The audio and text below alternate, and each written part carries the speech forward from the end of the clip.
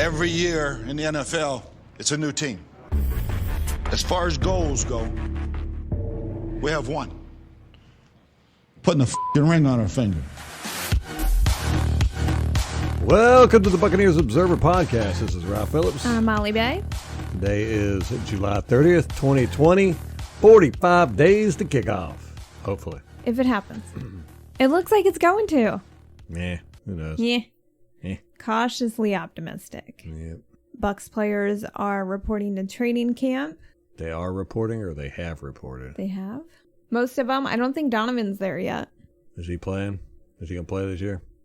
He's got until the 1st to decide. So Greg Allman is tweeting and said that he's contacted most of the agents and no one has said that they are going to opt out. I think Donovan is considering it based on his earlier comments, not confirmation from the agent. But from what Greg Allman is hearing, Donovan is expected to appear. But I was thinking if he did not, we could move Tristan over to left tackle and then bring back DeMar Dodson. Yeah, it's a possibility because Josh Wells, he's still on our team, right? Yeah. We re-signed him. Yeah, because he's a disaster over there at left tackle. He might have got better. Who knows? Well, then we have Joe Haig, too. I don't know what caliber he is. He's kind of an unknown quantity there, but he's an option, too.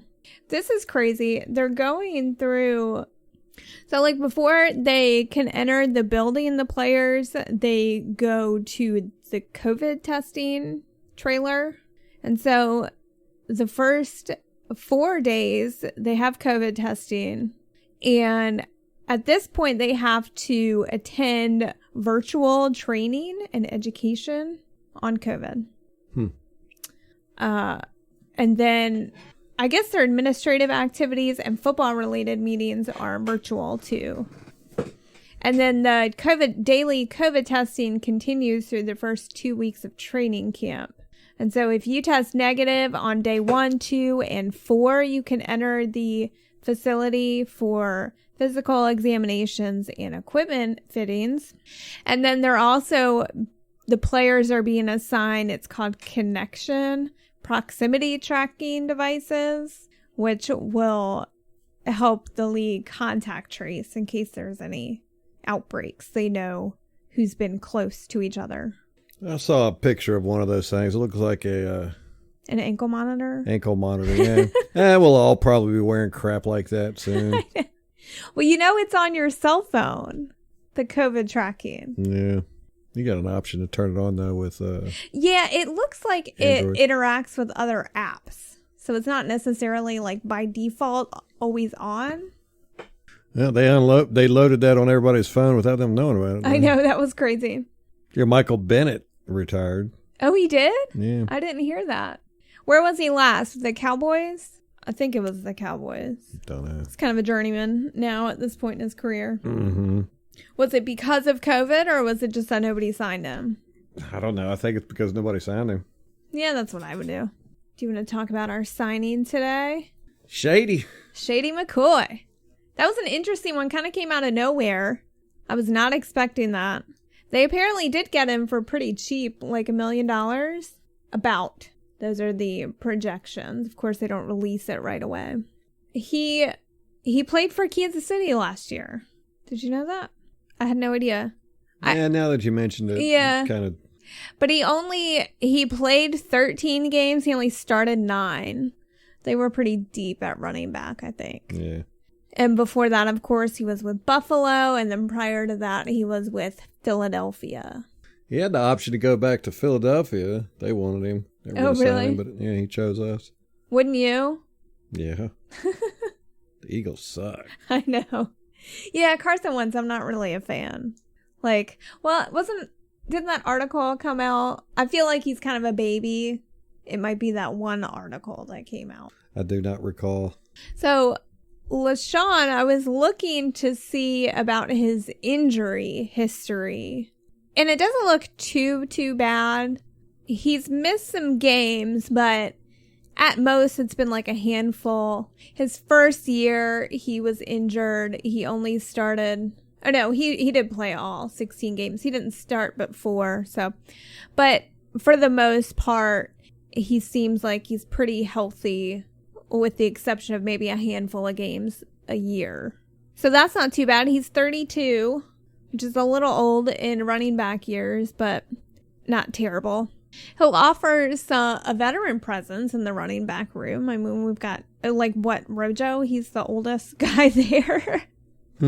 Yeah. So that might be a bigger draw more than anything else. I'm sure it makes the Joes very happy. We finally got some running back talent there. I'm sure they'll find something to bitch about. No, I think they put out a tweet and we're pretty happy about it. Especially that price. Can't beat it. Got a value running back there. I'm surprised it took them this long to sign anybody. I guess with a veteran like that, though, he'll pick up the playbook pretty quickly. I hope. Yeah, it's not rocket science. So we got former Duke and NFL quarterback Thaddeus Lewis is working with Bruce Arians now. He's going to be on the staff. Thaddeus Lewis. I've never heard of him. He's going to be Bill Walsh coaching fellow, whatever that means. He's 32. He's worked as an analyst at UCLA, started 5 games for the Bills in 2013. Apparently he's going to be working with the quarterbacks. So that's going to be, 17 people we have working with the quarterbacks? Like Tom Brady needs quarterback work. I know. I think that's for everyone else's benefit to work with Tom Brady. We've named longtime Jets executive Jacqueline Davidson as Director of Football Research. That was per Greg Allman.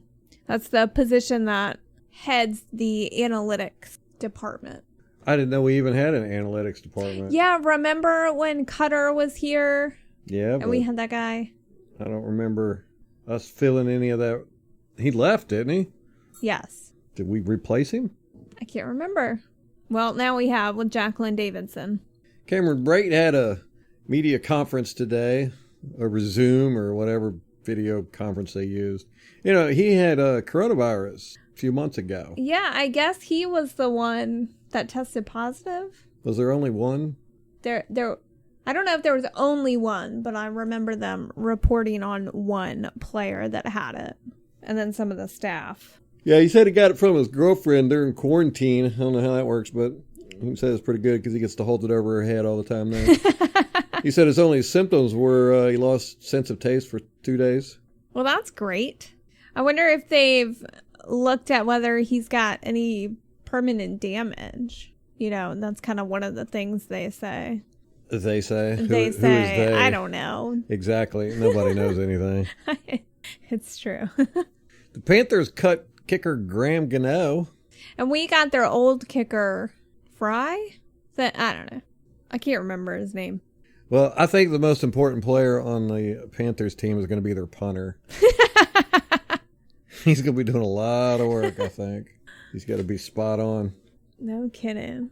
They did the NFL Top 100 list? Yeah, and Levante David was 100. Number 100. What a joke. I know. These people are insane. At least he made it this year. Yeah, true enough. Where was Gerald McCoy at?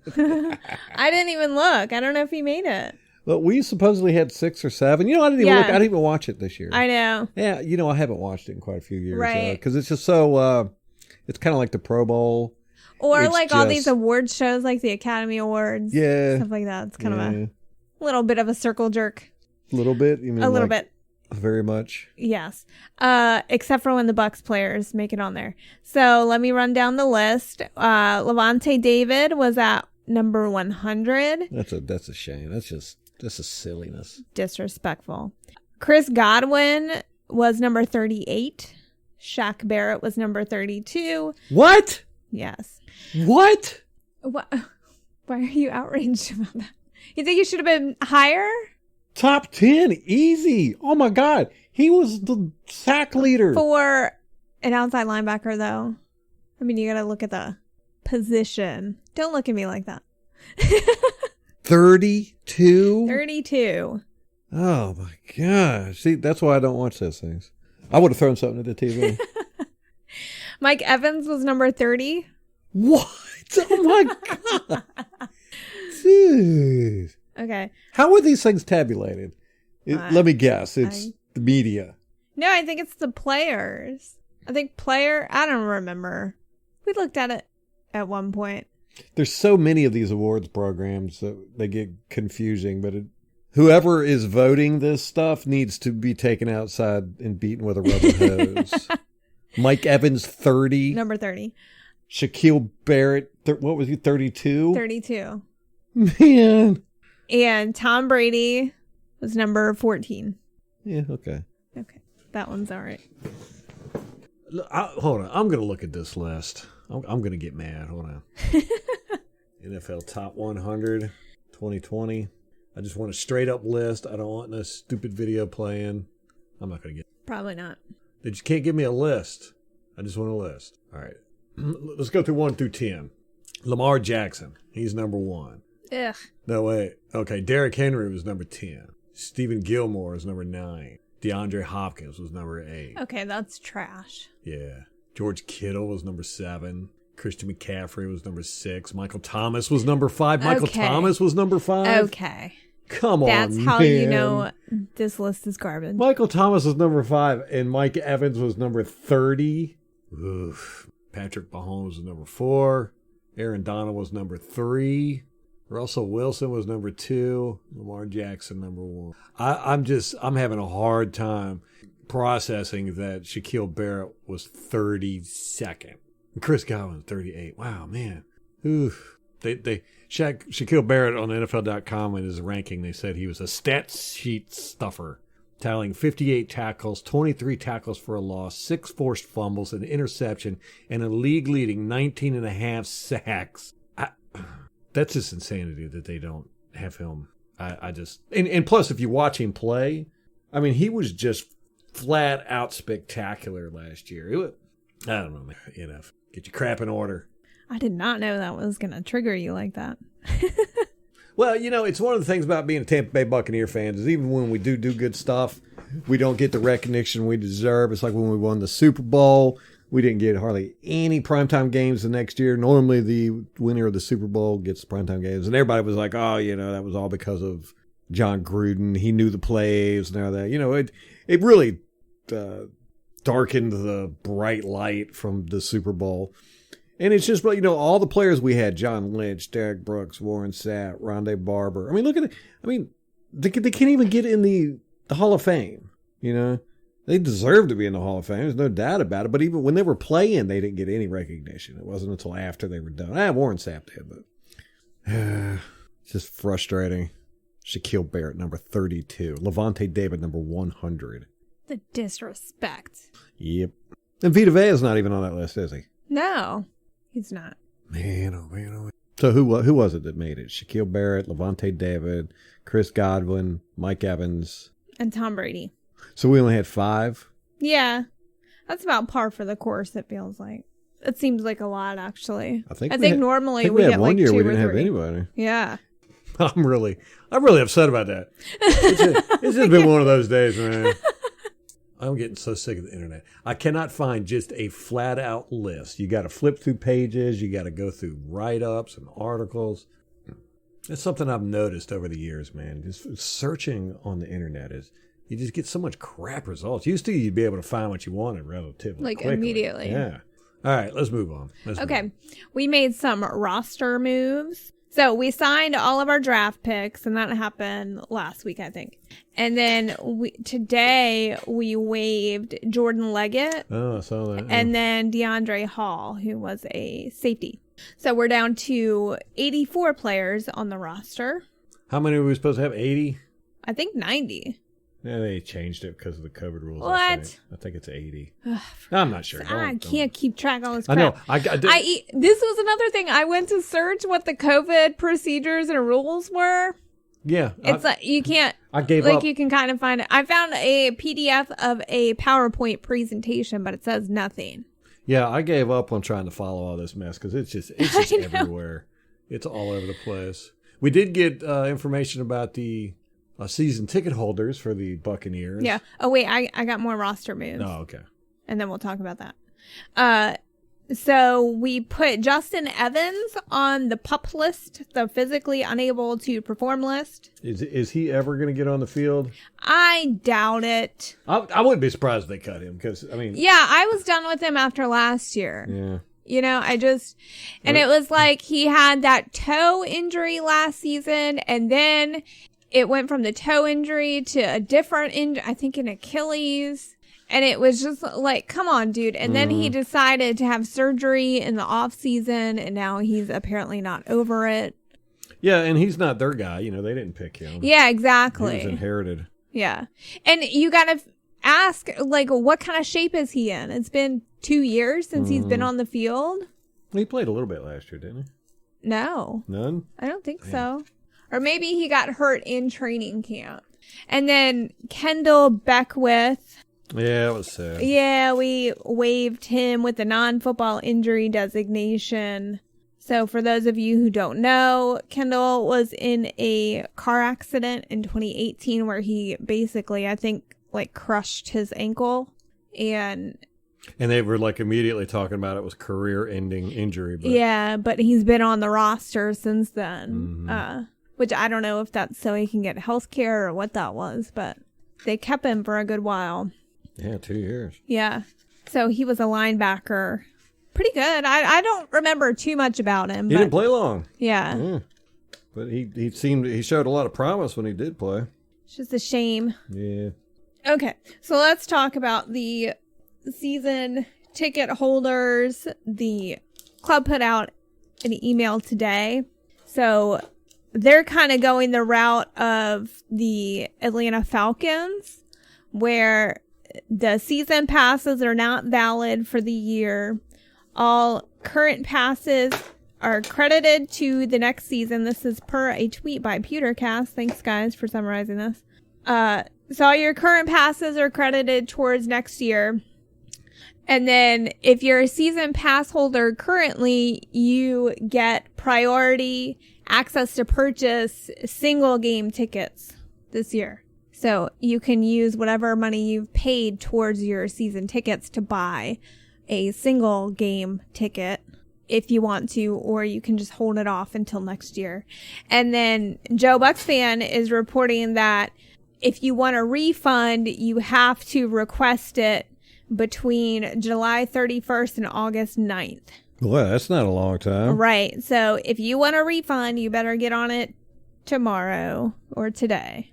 Today, if you're listening to the podcast on Friday. It's all just a mess, man. It is a mess. It is all a mess. You know, I saw somewhere somebody was talking about, you know, this crap keeps flaring up or whatever the latest term is they're using for this. They might move the Super Bowl out of Tampa.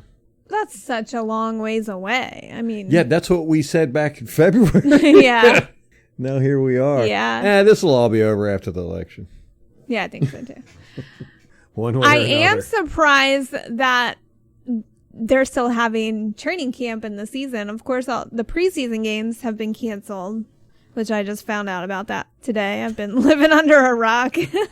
Again, we have not been following Buccaneers news and stuff that much because it's just too much negativity, man. Yeah, it's gotten better now that training camps started. I think that part of the issue perhaps was people are bored and had nothing else to talk about. So fighting on the internet seemed just as good as anything else. But now we've got football to talk about. So, we did put Keyshawn Vaughn, one of the running backs that we drafted. He's on the reserve COVID-19 list. That's why we got shady. Yeah. But that just means that he either tested positive or came into contact with somebody who had it. So once he's better, if he's had it or, you know, is out of the quarantine phase, he can come back. It's not a permanent thing. But for a rookie running back, you know, that time missed is going to be, oof. Gosh, the first few games are just going to be a mess. Mm-hmm. Yeah, I think the whole season's going to be a mess. I was thinking about not even playing fantasy football this year. Really? Yeah, because it's just going to be too much of a mess. There's going to be players that are going to be going on the COVID list for weeks, and then players that are opting out. There's a whole bunch of players that have opted out. I think 6 from the Patriots so far. I think that's probably a matter of they don't know how the season is going to go, so they're just going to sit it out and watch. Yeah, well, I think playing fantasy football this year is going to be like rolling dice. I don't like playing games of chance. What are you talking about, do you? It never fails. Every year, my number 1 pick gets injured. Every year. Well, don't pick any Buccaneers this year. I know, right? Seriously. The Jets traded Jamal Adams and a 4th-round pick in 2022 to Seattle in exchange for guess who? Who? Bradley McDougall. What? Yeah. I liked him. A 1st-round pick in 2021 and a 3rd-round pick in 2021 and a 1st-round pick in 2022. So the Jets made out in that deal. No kidding. 2 1st-round picks and a 3rd-round pick for a 4th-round pick. Yeah, that's a good deal on their part. Bradley McDougall's pretty good. I hated to see him leave the Buccaneers. Huh. That's crazy. So we're not getting him. Nope, not getting Jamal Adams. No, I didn't want him, though, after he started mouthing off about the coaches and the owners. Yeah, that's never a good look. Yeah, I don't like that. And especially when you're like wanting a new contract and then you're bad-mouthing everybody. So we've got the opt-out thing that players can do where they can choose not to play this year and then get paid like $150,000, $300,000, whatever.